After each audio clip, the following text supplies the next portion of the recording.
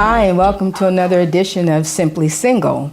So, the word desperation is usually used when you're talking about single women. Single women are desperate. My question is, can there be desperate men? Does it go both ways? Well, ladies, we've got an interesting topic, especially because our men's edition has just addressed this issue. The men were talking about whether or not assertive women are also considered desperate, whether assertiveness and desperation are like the same thing, or does assertiveness represent desperation?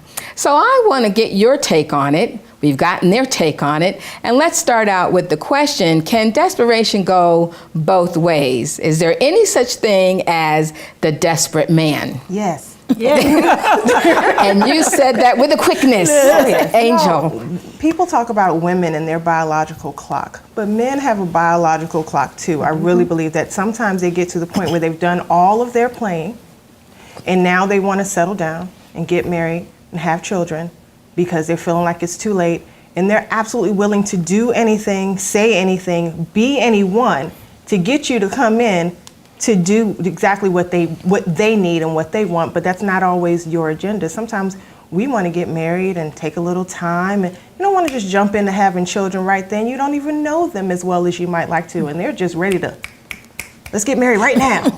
No. Okay, all right. Anyone else experience the desperate man? What does that look like? Typically, I think the desperate men that I've come across, they lead with their money foot. That's they start talking. You know, they just start talking about the last guy that comes to mind. He started telling me how he works hard and he's just a giver, and he just wants a woman he can give anything to, whatever it takes to make her happy. He likes to give. I mean, that's his ex-wife took everything because he's just a giver. And he's looking for the next woman to give to. And I'm, you know. Yeah. And then they've only known you for 2 weeks and they're in love with you. I just love you. And when I first saw you, I knew you were the one. Yes. And and I'm the good man. I will wash dishes for you and I'll scrub your floor and, you know, all of those kinds of things. Yes. That's. Well, it couldn't be true that he's actually in love with you after 2 weeks? Devil's advocate here. He could be in love with the part that he knows of you. Okay. But in 2 weeks, you don't know very much of me. Okay. Especially depending on how many times we've gone out, you know.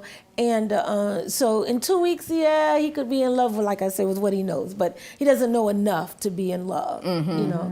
At least not on a permanent basis. Correct. Long-term basis. Correct. Okay. All right. Or could be also that because he wants to have like a sexual relationship Yep. and not outside of marriage. So that's kind of the main focus.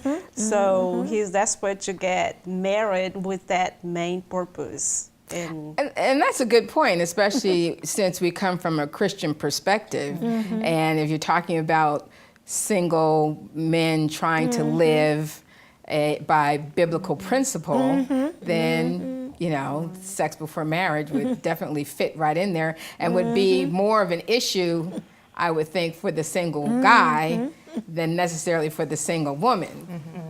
Okay. So how else do desperate men look? How does that look to you, or how have you experienced? Well, y'all know I'm always going to give you the perspective from Facebook or social media. But a desperate man on Facebook or social media will be hitting up your inbox every single day. Okay. I'm sorry. So not posting She's saying public messages. Yes. Not posting public messages, but inboxing messages. Yes. Every day. Every day. Every day. Poetry, scripture. Like, most guys know that I am a Christian. I'm a Christian woman. And so, getting like different scriptures, being super extra, and I don't even like that. So for me, I'm just like, you don't even know that I even like this. So, yes. But hitting you up on your inbox, wanting to like following everything on your timeline, and talking to you about it and stuff. And so for me, it is desperate, but it's creepy too. So Right. I was gonna Yes. say, when does it cross that line over into like stockish behavior? Yes. Well, it's something that kind of perked my ears up when you were talking about the men's version, being assertive and desperate. I'm all about an assertive man, but that's rarely what comes across as desperation. I mean, to me, if a man's hit me up on Facebook, that's passive. And, that's people that send you emails, that's passive. Text messages, that's passive. And that's kind of where I put the desperate man. That's kind of the box he lives in. Because if he could, grow up, have a backbone, ask a woman out, and be assertive, he wouldn't be nearly as. I don't know. I've not met that brand of desperate. Oh Maybe well, it yes, exists, that one who sends you sends you Bible texts, and God told me to tell you this, that, and the other. All of that. Oh yes. And when the first time I met you, God let me know that you were the woman for me, and they want to have prayer with you, and can you be my prayer partner? Yes, I think all of us have experienced. We're all shaking our head we've experienced that kind of desperation. Yeah. And it just takes away cool points. You lost all your cool points. And But then there's that guy who you think is assertive. He comes to you, maybe you're not interested, and you let him know that you're not interested. From that point on, when you have let him know that you are not interested and he continues, that's when desperation turns from assertive to leave me alone. But see, I'm a little rushed. I'm a little rough. So I'm kind of going to just say it like it is. But I have friends who just are very concerned about hurting people's feelings, and so you have this puppy dog following you around, and you don't want that either. And I was like, I feel like it's better just to put it all out there, be honest, in a Christian, loving manner, but to just say what needs to be said. I was going to ask, aren't we trained to see men as the aggressor? They're the ones who are supposed to, and they are supposed to chase you or come after you, or in those terms, and then we call some of those desperate. Yeah, well, it is that fine. It is. No, it's not really a fine line. I think it's sort of a thick line, I was going to say a fine line, no. Because I know a few years back, this man just would not take no for an answer. And he saw that, me telling him no, as like, oh, yes, this is the woman. Yes, oh, yes. Yeah. Oh, she's trying to play hard to get. She's really the one for me. And I had to be like, dude, no, for real, no, I'm going to hurt you. Yes. No, okay? Till he really got it, because it's some men who, it's like you can't hurt their feelings. They just are just in this whole, and it's usually men that, and it's bad to say, that don't have it all together. It's not a positive thing. And it can turn into, as we were talking about earlier, into a controlling kind of a thing. And I will have this and I will break this down. And then sometimes you're nice to them, and that can turn into a whole kind of ugly kind of a thing. Yeah. Because it is hard to balance that being cordial, nice, Christian with just leave me alone. Right. Well, we have to stop for a minute. And when we come back, we're going to keep talking about the desperate man, but also what does the desperate woman look like? So stay with us. Okay. 1 in 4 households. 40% of all women have never been married. Wait! Don't get weighed down in gloomy facts. Download this new ebook by Patrice Thomas Conwell. Follow her journey to accept and appreciate the single life. Nobody ever told me I might not get married. One woman's journey to acceptance. Available at these retailers and more.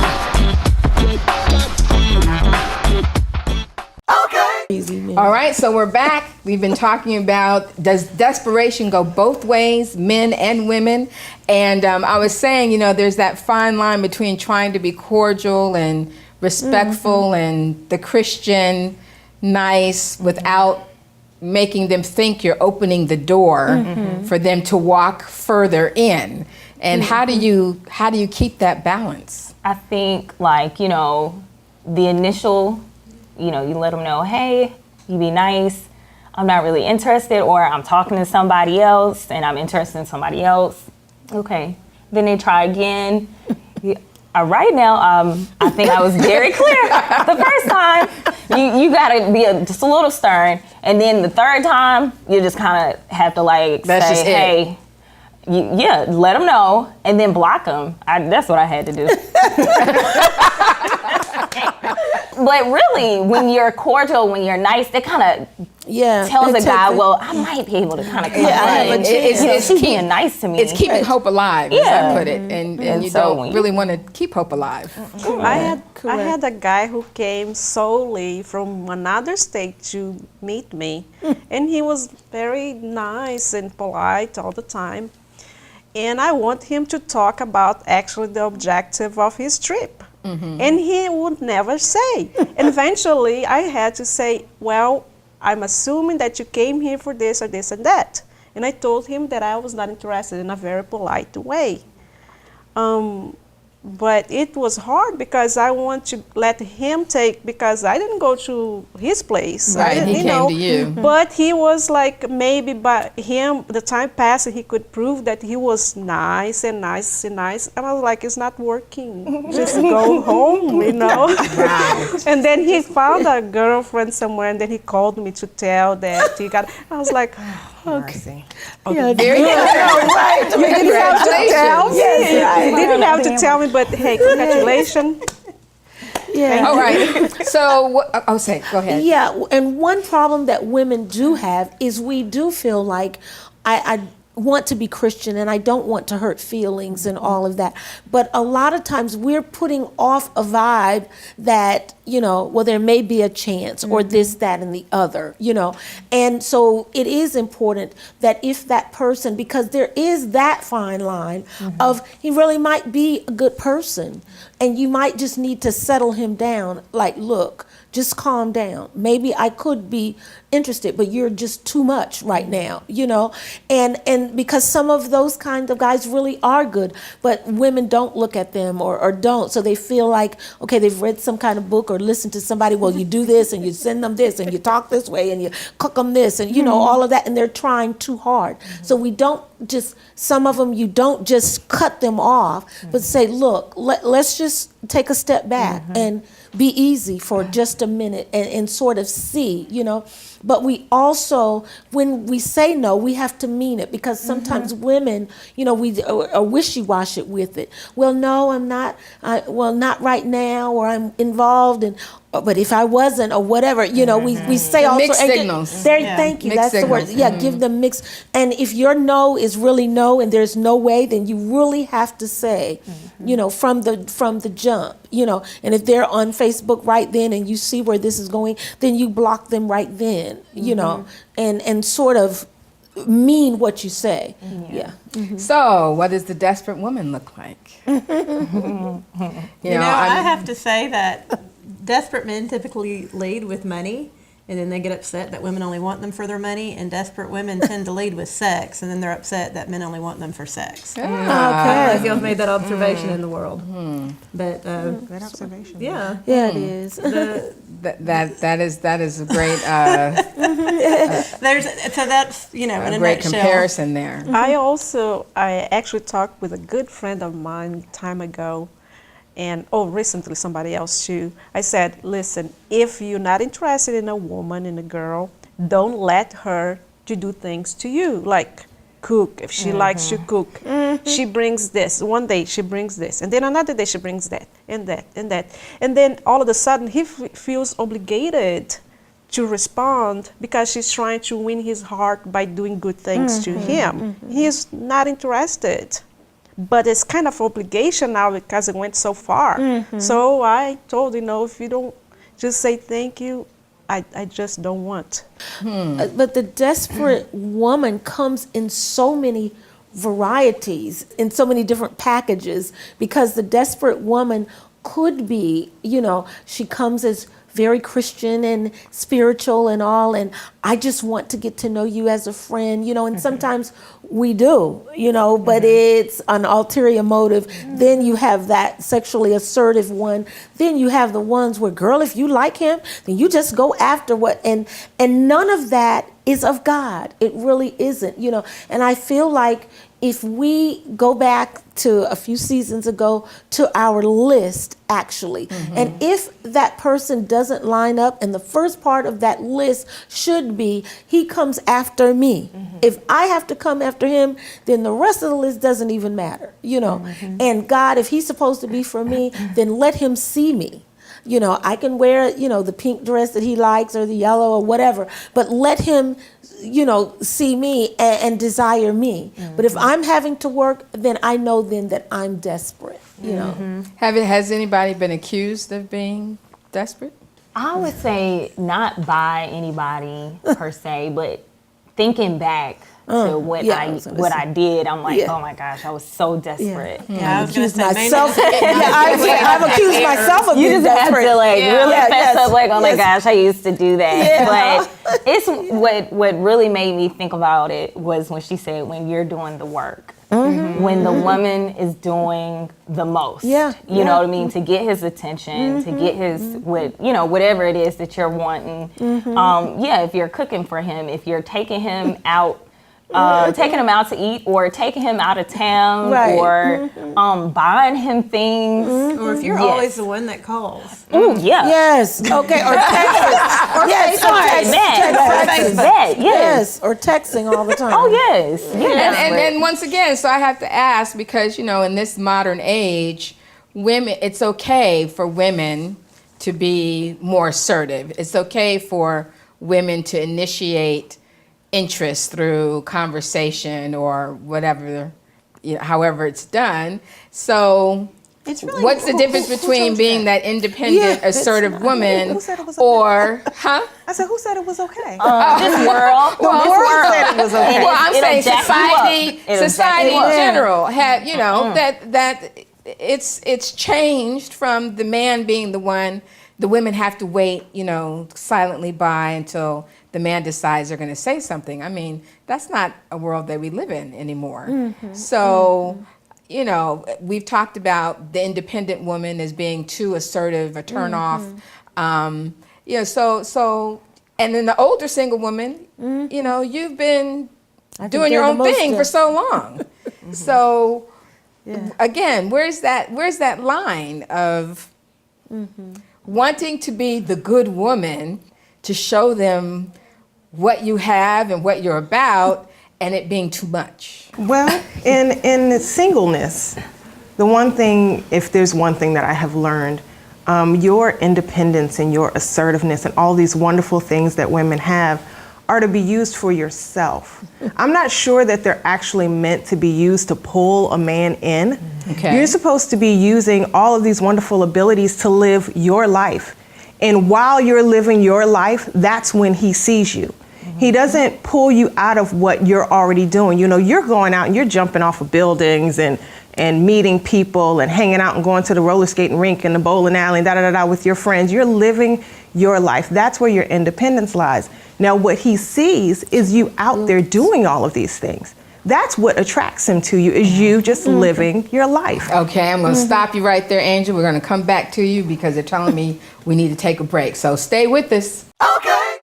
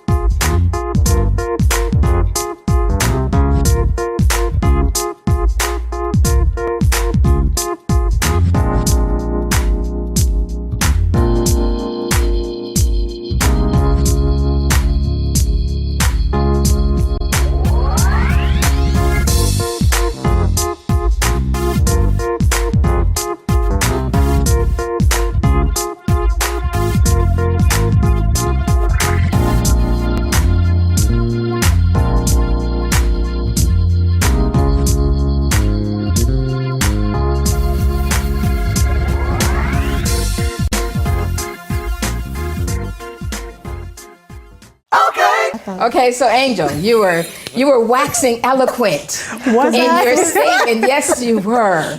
That you're living your life, you're doing all those things to live your life, and while you're living your life, he is attracted to you because of how you're doing that. Yes, I mean, you can go out and try to find him if that's what you choose to do. I don't think that's the way God intended.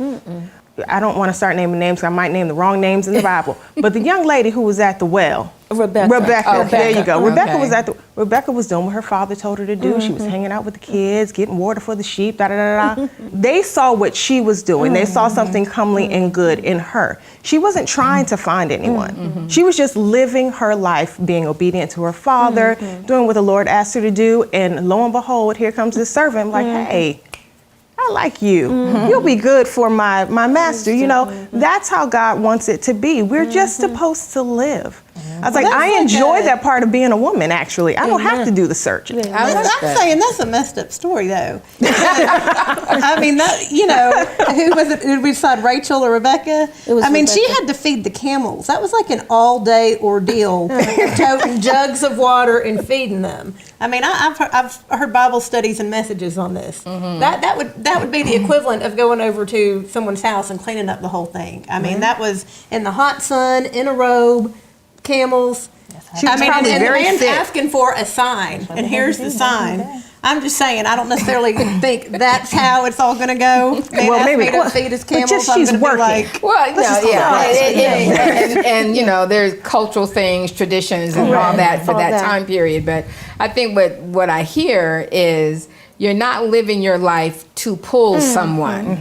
Your focus is not to get the man. I'm going to cook for you. I'm going to buy you things. It's about living your life. And as you're living it, the man is attracted to what he sees. To your lifestyle. And to how you live your life, to how you are, to the character that you display. And I think that's a valid thing. We feel like as women that we have to compete with other women, you know, so I've got to do more, and I've got to act better, and I've got to look better, and I've got to do this, that, and the other, because this is what the women have to offer. But the man is actually, like you say, looking for somebody who is just living their life and being genuine in who they are, and they will come to you. You know, the Bible says that the man findeth a good thing when he findeth the woman, when he finds a wife. And that's, even though society says that we can do differently,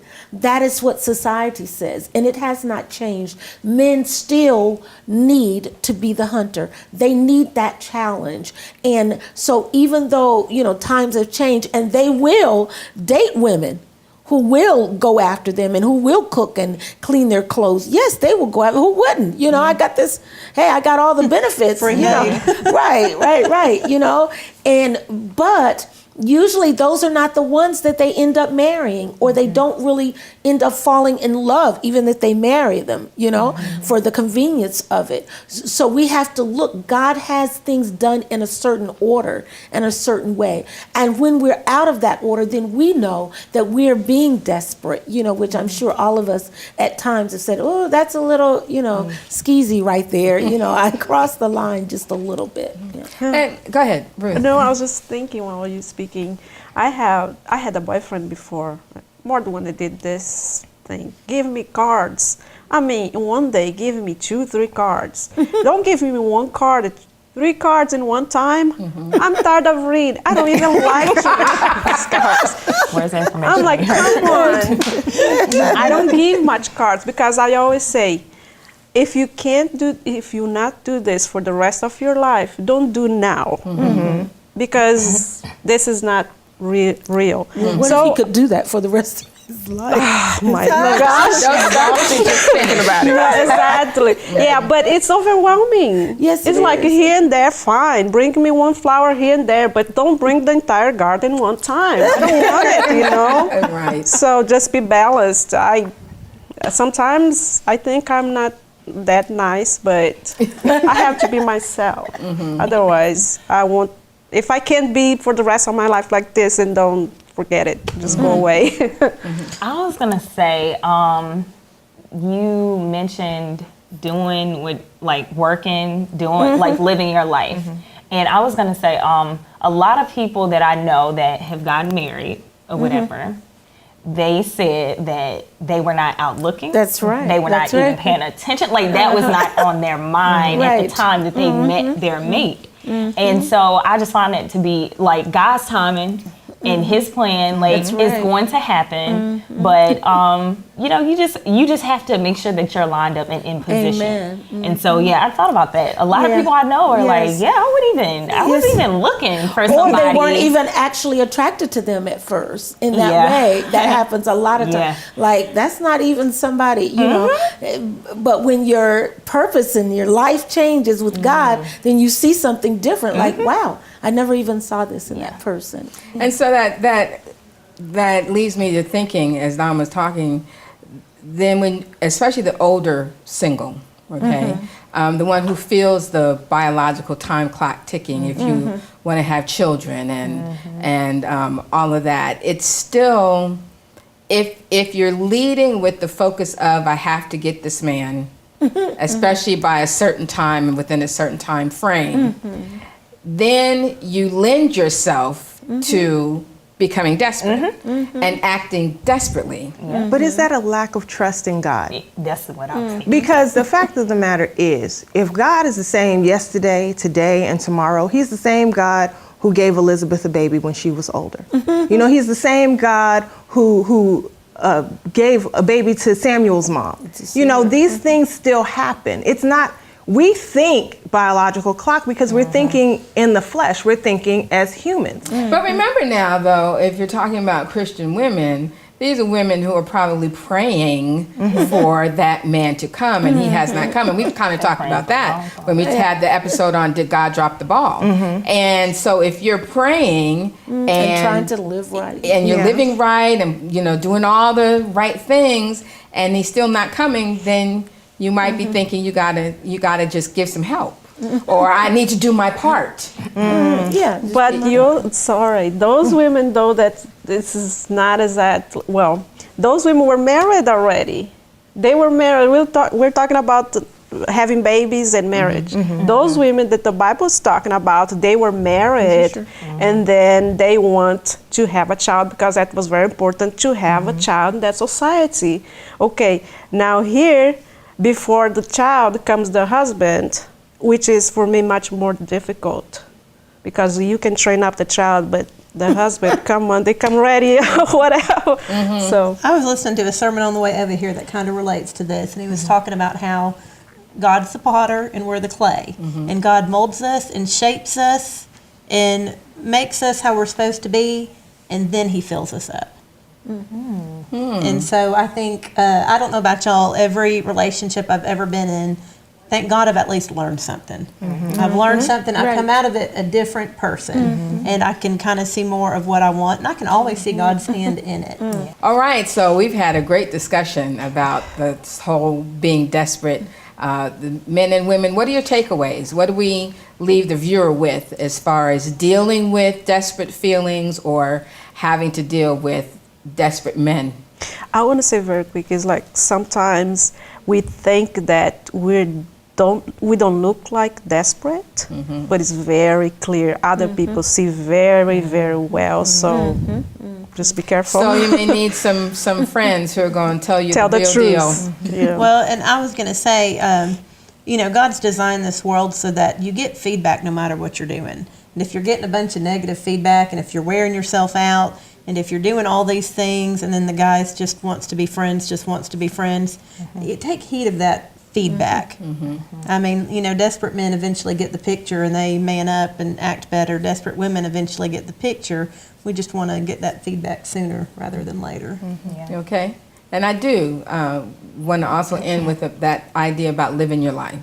Living your life because it's yours to live, not with the focus of pulling a guy, but with the focus of glorifying God and being the best person. Yeah.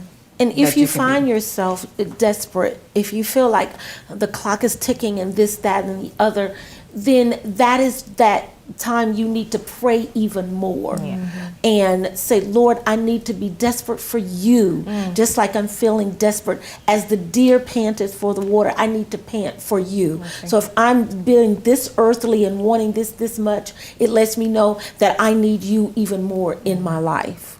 So you've heard it, you've heard our discussion, and you can always weigh in if you contact us at Simply Single on Facebook or tweet me at Patty Conwell, and let us know what your feedback is and whether or not you've gotten something from this episode. And we look forward to seeing you next time.